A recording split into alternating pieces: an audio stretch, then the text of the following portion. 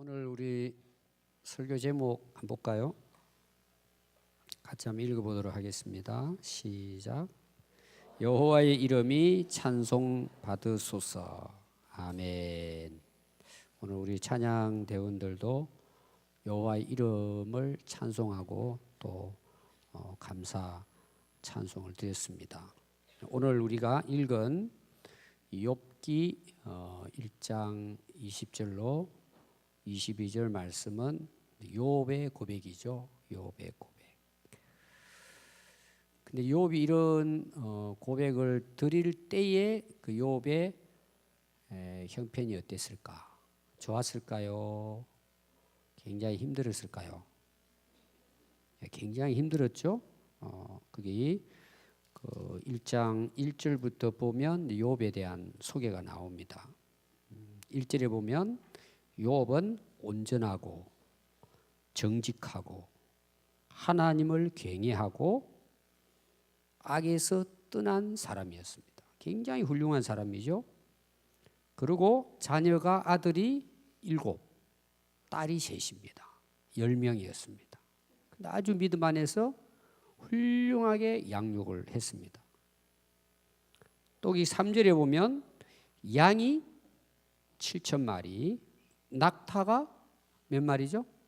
3,000마리, 소가 1,000마리, 500결이는 이제 짝이라는 거죠. 암나귀가 500, 종도 많았고 동방 사람 중에 가장 훌륭한 사람입니다. 가장 훌륭한 사람이었습니다.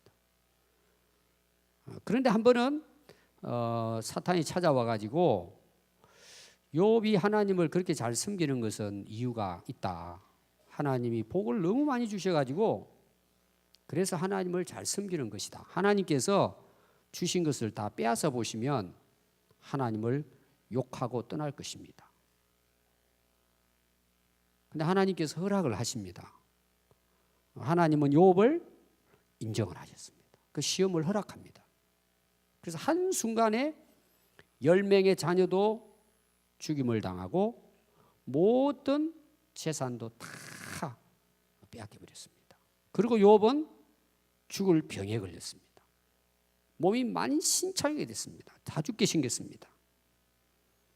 그런데 욥이 그런 상황 중에서 그런 어려움 중에서 욥은 하나님께 어떤 자세를 가지고 신앙을 고백했을까? 오늘 우리가 읽은 말씀이 욥의 고백이죠. 21절에 보니까 내가 엄마 뱃속에서 있다가 태어날 때에 아무것도 가지지 않고 알몸으로 태어났다가 또 우리가 세상을 죽게 되면 또 그렇게 알몸으로 돌아갑니다. 주신 분도 하나님이시고 가져가시는 분도 하나님이십니다. 여호와의 이름이 찬송을 받으실지니이다. 자, 결론이 뭐냐?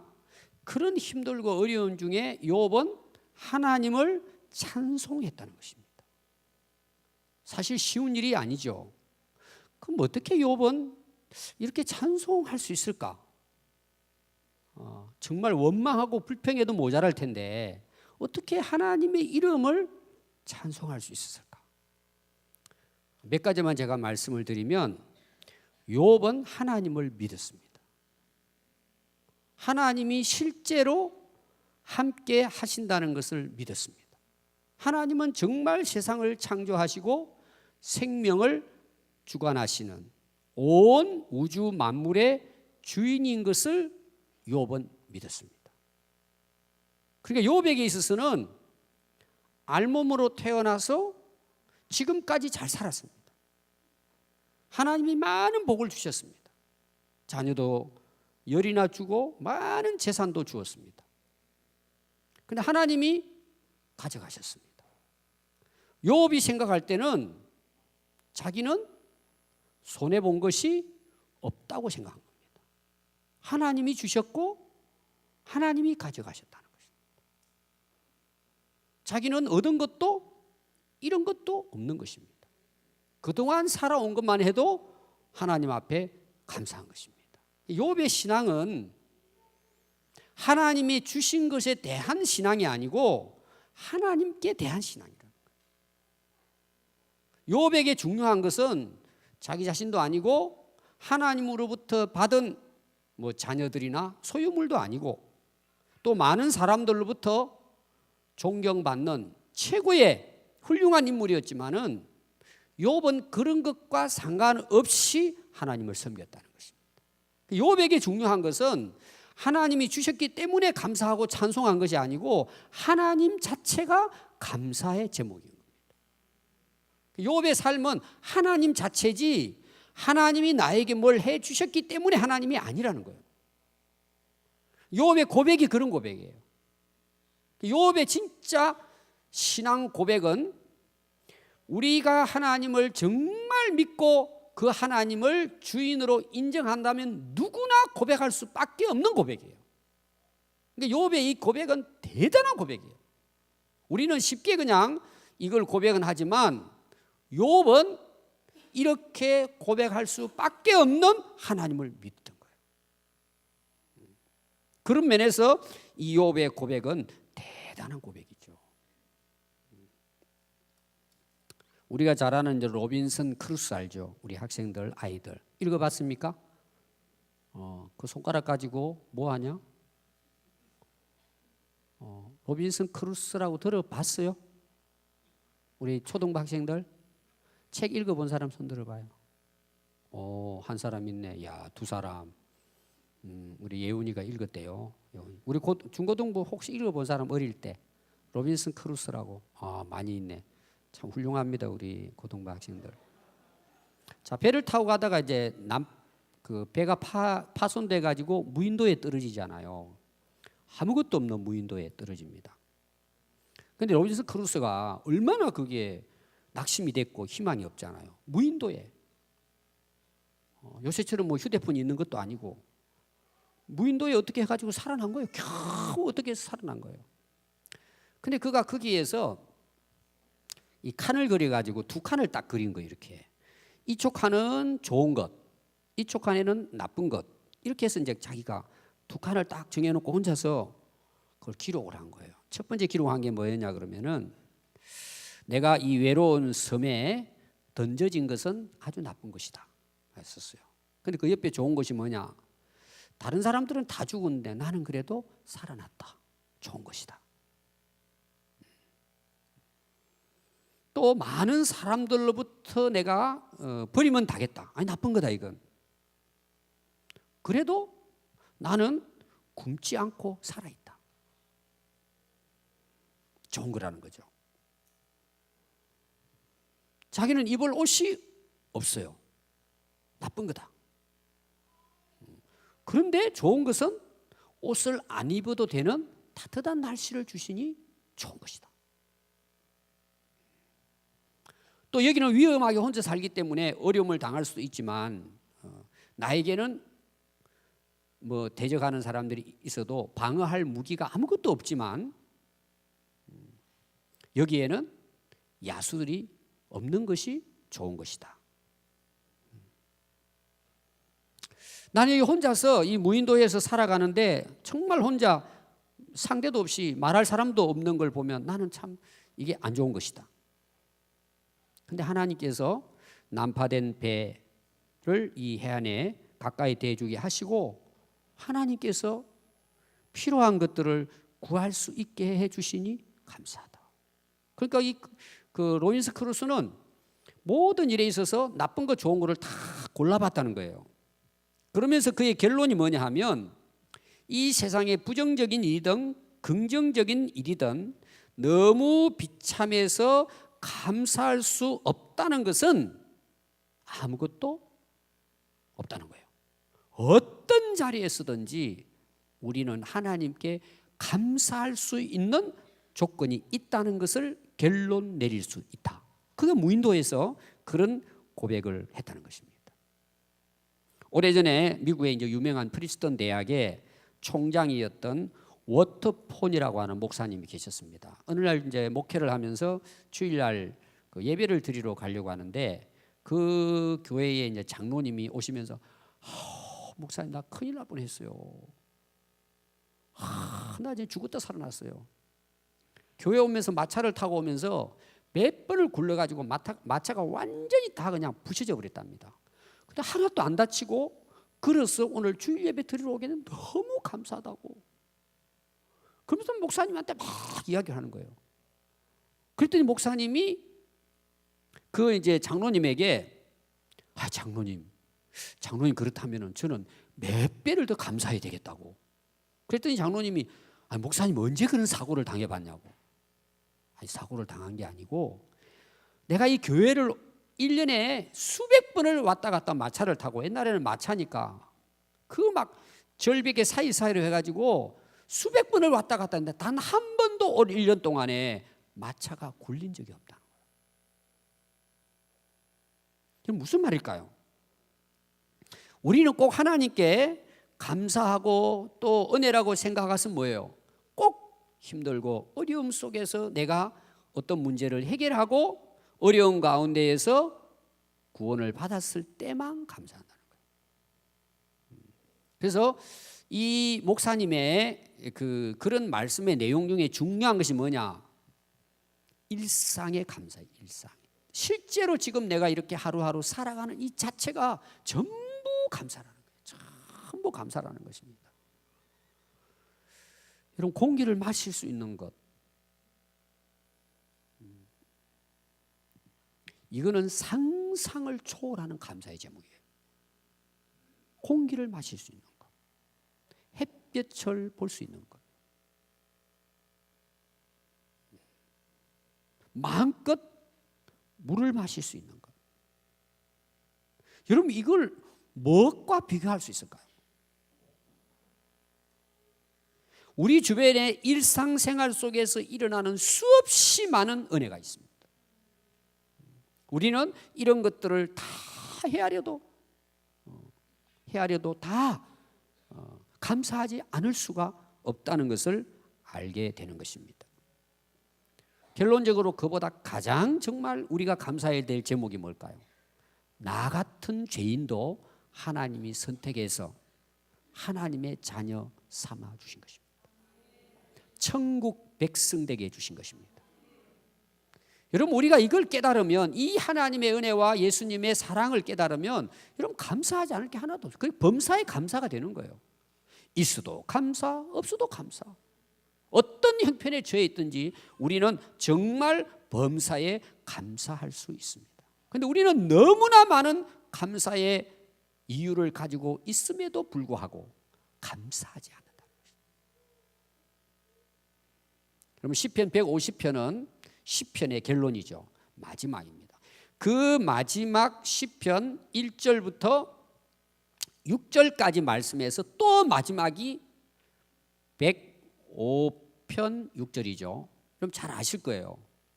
호흡이 있는 자마다 여호와를 찬양할지어다. 할렐루야예요. 호흡이 있는 자마다 여호와를 찬양하라는 거예요.